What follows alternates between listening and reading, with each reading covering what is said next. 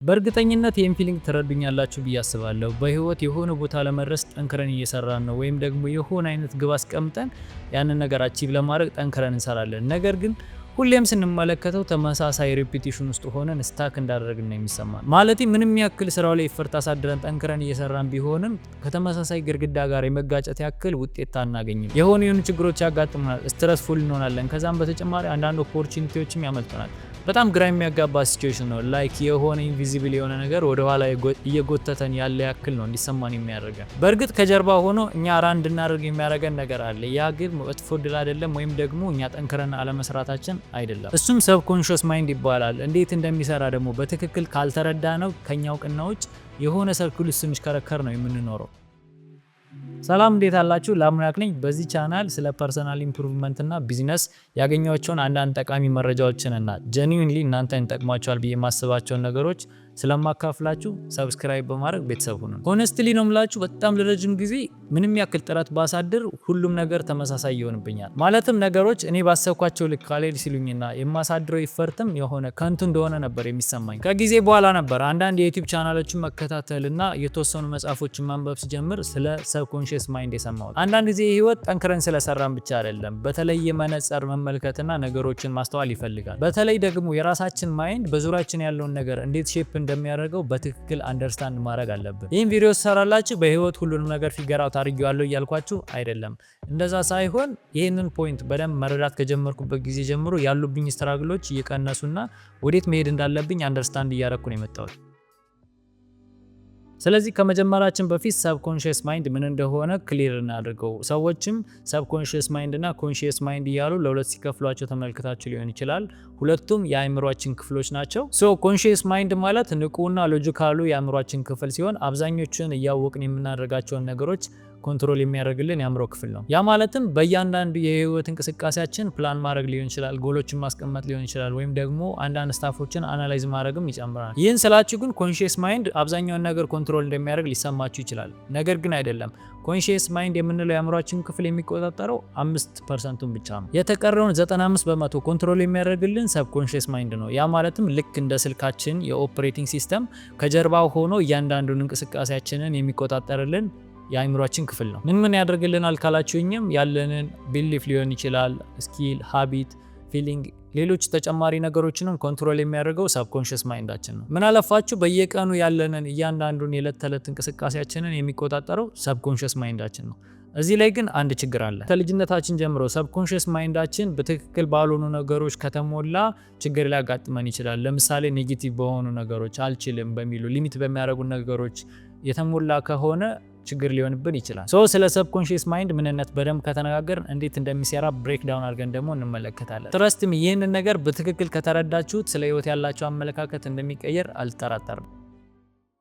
የመጀመሪያው ነገር ምንድነው? ሰብኮንሺየስ ማይንዳችን የምናምነው ነገር ትክክል እንደሆነ ነው የሚቀበለን። ሰብኮንሺየስ ማይንዳችን ስለሰጠነው ነገር አንድ አፍታ ቆም ብሎ ትክክል ነው ወይስ ውሸት ነው የሚለውን ነገር ለማሰብ አይሞክርም፣ ወይም ጥያቄ ለመጠየቅ አይሞክርም። እያንዳንዱን የሰጠነውን ነገር ጥሩም ይሁን መጥፎ ሁሉንም ነገር ነው የሚቀበለው። እንደ ምሳሌ ይህን ቀለል አድርጌ ሳስረዳችሁ እናንተ አሁን እኔ አልችልም፣ ጎበዝ አይደለሁም፣ ገንዘብ ማግኘት አልችልም፣ ወይም ደግሞ እንደ ሌሎች ሰዎች አይሳካልኝም ብላችሁ የምታስቡ ከሆነ አእምሯችንም የምር ስለሚመስለው ያንን ነገር ተቀብሎ ለኛ ፕሩቭ ለማድረግ ነው የሚሰራው። ማድረግ ያለብን ነገር ምንድነው? እነዚህን አመለካከቶች ይዘን መቆየት የለብንም። እኛ እነዚህን አመለካከቶች ከቀየርናቸው ሰብኮንሺየስ ማይንዳችንም ተቀይሮ ጥሩ ነገር ማሰብ ይጀምራል። ሁለተኛውና በጣም ጠቃሚ ነገር ደግሞ ሰብኮንሺየስ ማይንዳችን ሃይሊ ሰጀስቴብል ነው። ምን ማለት ነው?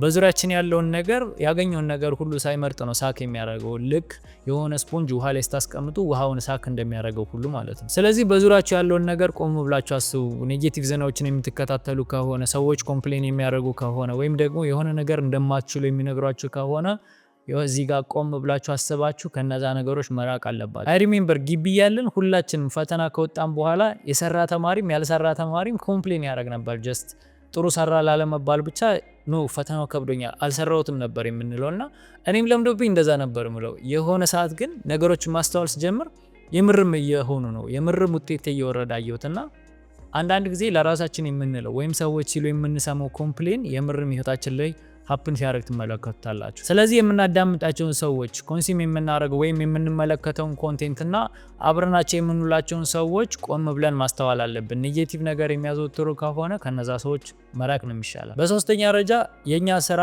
ዋት የሚለውን ነገር ዲፋይን ማድረግ እንጂ ሃው የሚለውን ፊገር አውት ለማድረግ መሞከር የለብንም። ምን ማለት ይመስላችሁ? ብዙ ጊዜ አስተውላችሁ ከሆነ የሆነ ነገር ስንጀምር እንዴት እንደሚሰራ ማወቅ እንፈልጋለን። እንዴት ከሀ እስከ ፐ መሄድ እንዳለብን፣ እንዴት መጀመር እንዳለብን ሁሉንም ነገር ማወቅ እንፈልጋለን። ነገር ግን የትኛውም ቦታ ብትገቡ እንደዛ አልጋ ባልጋ ሆኖ የሚጀመር ነገር የለም። ሃው የሚለውን ነገር ሁሉም ሰው አያውቀውም። የትኛውም ሰክሰስፉል ሰው ብትጠይቁት ሃው የሚለውንና ነገ ወዴት እንደሚሄድ በትክክል አያውቀውም። ነገር ግን የሚያውቀው ነገር ምንድነው?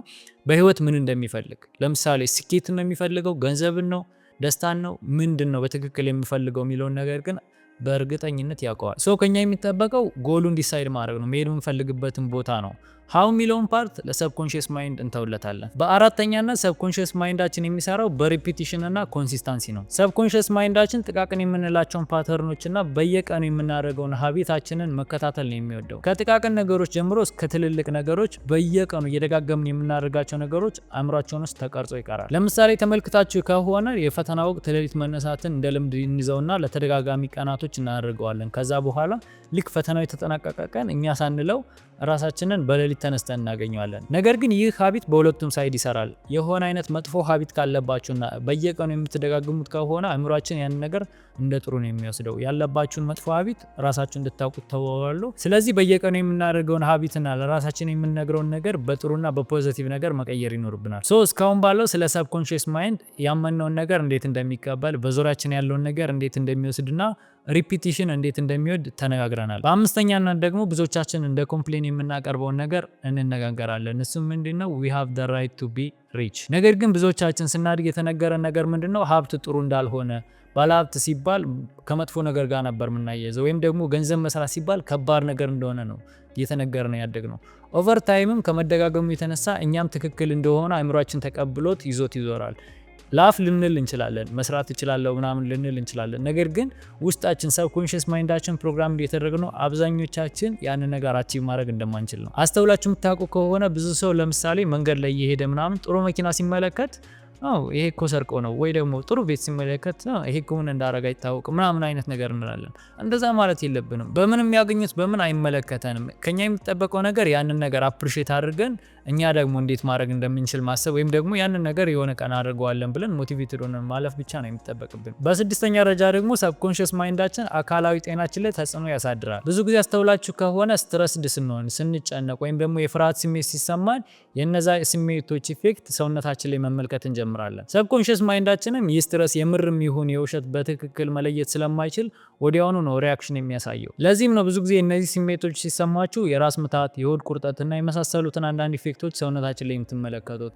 አስተውላችሁ የምታውቁ ከሆነ ብዙ ጊዜ የፋይናል ሰሞን ብዙ ሰው ይታመማል። አንደኛው ምክንያትም ይሄ ነው። አብዛኛው ሰው ስትረስድ ስለሚሆን ያንን ኢፌክት ሰውነቱ ላይ ስለሚመለከተው ነው። ስለዚህ ያለንበት ሁኔታ ምንም ያክል ከባድ ቢሆን ለአእምሯችን ጥሩ ነገር የምንነግረው ከሆነ ጠንካራ እየሆን ነው የምንመጣው። በሰባተኛ ደረጃ ደግሞ ሰብኮንሺየስ ማይንዳችን የአብዛኞቹ የክሬቲቪቲ እና የኢንቱዊሽን መነሻ ነው። ይህ ከሰብኮንሺየስ ማይንዳችን እኔም የሚወደው ፓርት ነው። ብዙ ጊዜ ያስተውላችሁ ከሆነ አዳዲስ ክሬቲቭ የሆኑ ሀሳቦች የሚመጡልን ወይም ደግሞ እንደዚህ አይነት ነገር አስቤ ነበር እኮ ተሰምቶኝ ነበር የምንላቸው የሆነ የገት ኢንቱዊሽኖች የሚመነጩት ከሰብኮንሺየስ ማይንዳችን ነው። በጣም ብዙ ጊዜ ነገሮች ግራ ገብቶን ወዴት መሄድ እንዳለብን እያሰላሰልን ባለንበት ጊዜ ሰብኮንሺየስ ማይንዳችን ከጀርባ ስራውን ይሰራል። ለዛም ነው በሚያስቅ ሁኔታ በጣም የሚገርሙ ሀሳቦች የሚመጡልን ወይ ሻወር ስንወስድ ነው፣ ወይ ወክ ስናደርግ ነው፣ ወይ ደግሞ ራንደም ቦታዎች ላይ ነው።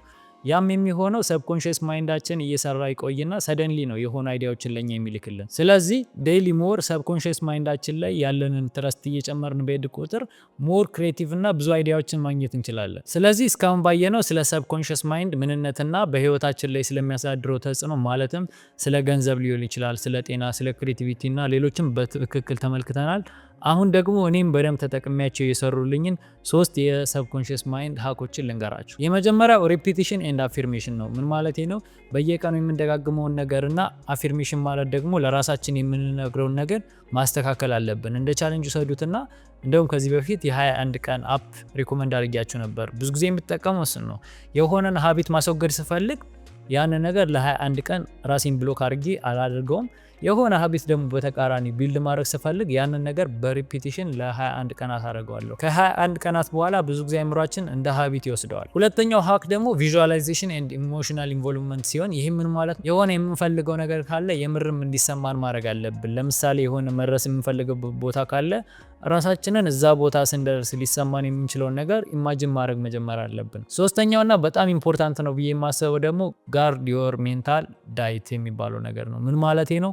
የምትወስዱትን ነገር በጥንቃቄ መሆን አለበት። አብዛኛው ሰው ሶሻል ሚዲያ ላይ ጀስት ዝም ብሎ ስክሮል ሲያደርግ የሚውለው ነገር ህይወቱ ላይ ምን ያክል ኢፌክት እንደሚያሳድርበት አያውቅም። የሚያየው ኔጌቲቪቲ፣ ፖለቲካ፣ አላስፈላጊ ነገሮች ቀስ በቀስ አመለካከታችንን ወዳልሆነ ነገር ነው የሚመራው። ስለዚህ የምትወስዱትን ነገር በትክክል ማየት አለባችሁ። ፎሎ የምታደርጓቸው ሰዎች እነማን ናቸው?